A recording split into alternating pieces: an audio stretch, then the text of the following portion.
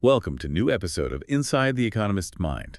Today we're taking a deep dive into the world of cryptocurrencies and central bank digital currencies, or CBDCs. You're probably hearing more and more about these digital forms of money, and well, we want to help you understand what's really going on without getting lost in all the complicated tech speak. Exactly. It can feel like a bit of a whirlwind sometimes. So our goal here is to unpack these concepts for you, clarify how they're different, and maybe explore what they might mean for the future. And we're drawing on some solid analysis, including from the Reserve Bank of Australia, to keep us grounded. Okay, great. So let's kick things off with cryptocurrencies.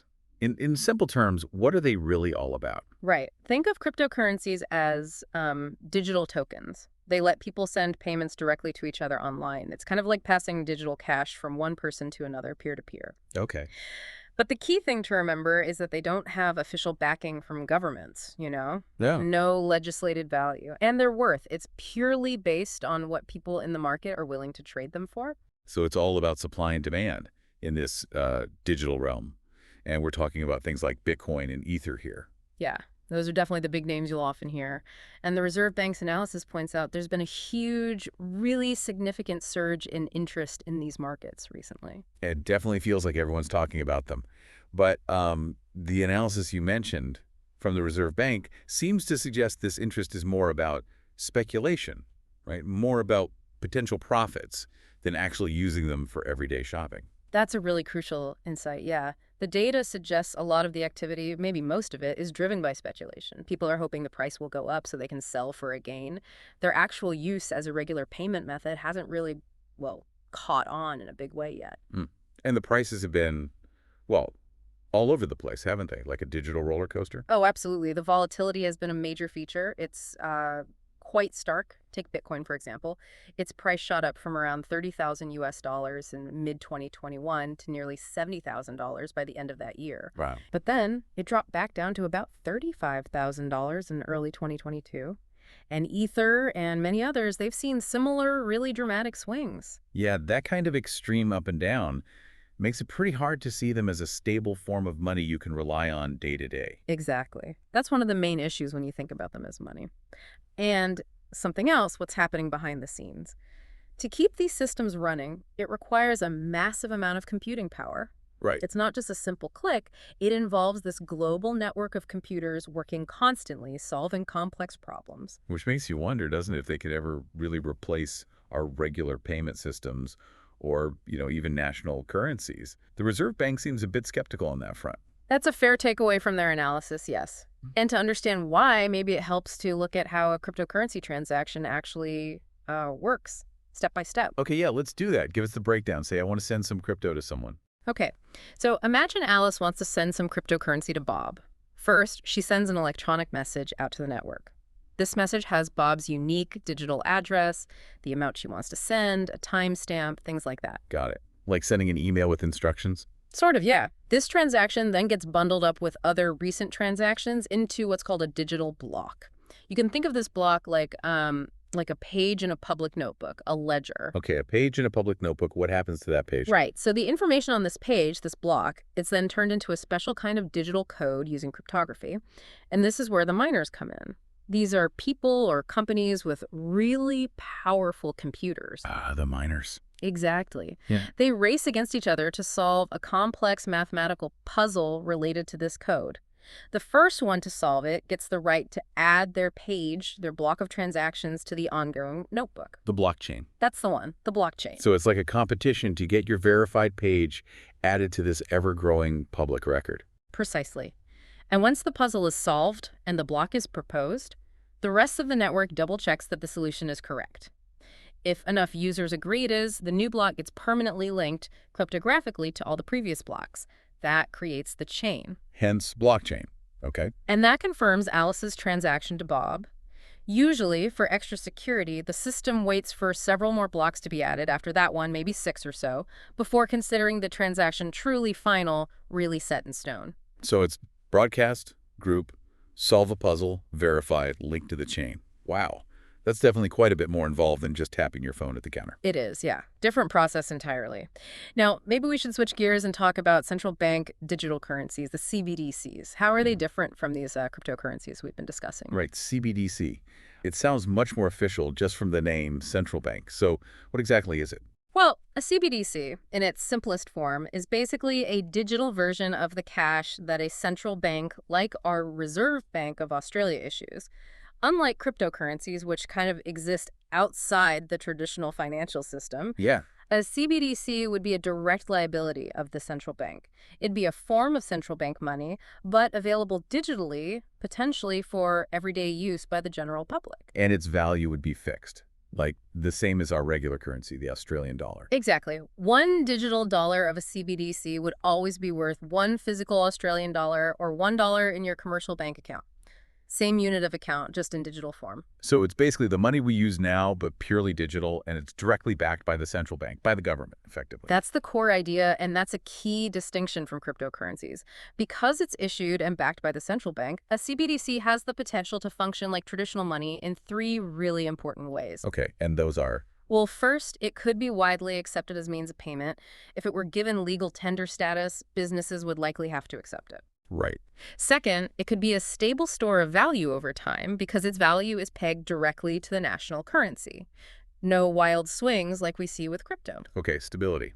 Makes sense. And third, it would use the national currency, the dollar, in our case, as the unit of account. Prices would still be in dollars, so it fits seamlessly into the existing economy. Okay, that makes the difference much, much clearer. Hmm. So given all that, the big question, is cryptocurrency actually money in the way economists usually define it? That is the big question. And according to the Reserve Bank's analysis, and frankly, most economic perspectives, the answer right now is no, not really. No, why not? Well, let's go back to those three key characteristics, those functions of money we just mentioned for CBDCs. Okay, means of payment, store of value, unit of account. Exactly. So first, means of payment.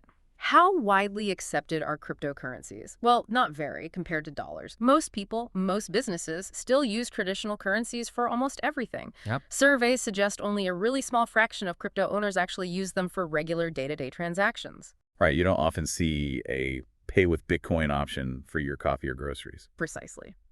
Then second, store value. We already talked about the volatility. Yeah, the roller coaster. Those massive price swings really undermine their ability to reliably hold purchasing power over time. If your money could be worth 20% less tomorrow, it's hard to rely on it, right? Definitely makes planning tricky. Okay, and the last one, unit of account. Unit of account. Here in Australia and in most places, prices are set in the national currency, Australian dollars, not in Bitcoin or Ether. Even if a business does accept cryptocurrency, they almost always calculate the price based on the dollar equivalent at that moment. Their books, their thinking, it's all still in dollars. Ah, so they might take the crypto, but the actual price tag is still denominated in dollars. Exactly. So while you can use cryptocurrencies sometimes, they don't really function as money in that full traditional economic sense. A CBDC, however, because of its central bank backing and link to the dollar, could potentially meet all three criteria. That's a very clear distinction. Interesting. So where are we at with CBDCs then?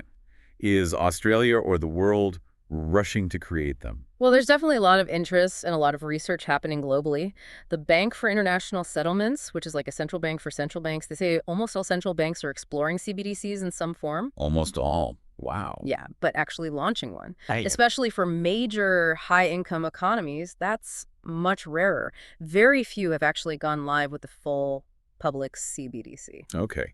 What about Australia specifically? What's the Reserve Bank's official position on issuing its own digital dollar? The RBA has been quite measured, you could say cautious. In a 2021 speech, for instance, the head of payments policy pointed out that Australia already has a very good, very safe, and pretty efficient electronic payment system. Think debit cards, bank transfers, NPP. Yeah, our current system works pretty well for most things. That's largely the RBA's view.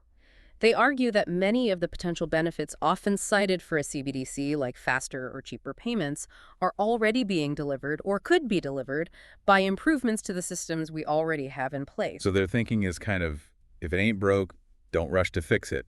Or at least the case isn't strong enough yet. That seems to be the general idea, yes. They haven't yet seen a compelling public policy case to date to introduce a retail CBDC in Australia, mainly because our existing payment infrastructure is already quite advanced and serves most needs well. Sounds like a cautious, pragmatic stance. Right. Okay, let's maybe zoom out a bit. What are some of the broader public policy issues that come up with cryptocurrencies beyond just whether they're money? Right. There are several significant things policymakers are grappling with. One major concern is the potential for cryptocurrencies to be used for illicit activities, money laundering, financing terrorism, scams. The relative anonymity they can sometimes offer, combined with their global reach, makes them attractive for criminals. That's a serious worry, that connection to crime. Absolutely. And regulators are working on ways to mitigate that. Then there are concerns about the high levels of speculation in the markets. There's a real need for consumer protection, making sure people understand the very significant risks involved before they invest. Yeah. Losing your savings overnight isn't ideal. Not at all. Furthermore, if cryptocurrencies ever became much more widespread, it could potentially pose challenges for the traditional banking sector. And some worry about financial stability, especially if there were a sudden rush out of crypto or even a rush into crypto during a crisis. Destabilizing effects. Yeah. And we can't ignore the environmental impact, can we? We touched on the energy use. That's become a critical point, yes. The mining process, especially for Bitcoin using what's called proof of work, requires enormous amounts of electricity. Our sources mention estimates comparing Bitcoin's annual energy consumption to that of entire countries like Thailand. An entire country. Wow. That raises huge sustainability questions. It certainly does. It makes you think about the environmental cost of securing these networks. Yeah, digital doesn't automatically mean green, does it? Not necessarily, no. For anyone listening who wants to understand these risks better, by the way, ASIC's Money Smart website is a good resource here in Australia. Good tip. Okay, now flipping back to CBDCs, what potential public good could they offer? What are the policy objectives they might support? Well, a CBDC could potentially help maintain public trust in the concept of sovereign money itself, especially as physical cash use declines. It could also be a platform to promote further efficiency, safety, and resilience in the payment system. Maybe even foster innovation in payment services built on top of it. So, providing a safe, official digital anchor in the financial system. That's one way to think about it. Yes, a risk-free digital form of central bank money available to everyone. Research projects, collaborating with other central banks, really trying to understand both the technical challenges and the policy implications. So they're not ruling it out, just being careful. Exactly. As the governor said in a 2021 speech, while they haven't seen that strong public policy case yet for a retail CBDC in Australia, they are keeping a very open mind. Technology evolves, people's payment preferences change. They also acknowledge that these new forms of digital tokens, CBDC or otherwise, could potentially offer lower-cost payment solutions in certain niche areas eventually. Right. So it sounds like they're carefully watching how everything unfolds. Very interesting. Now, we mentioned Bitcoin earlier as the most famous cryptocurrency.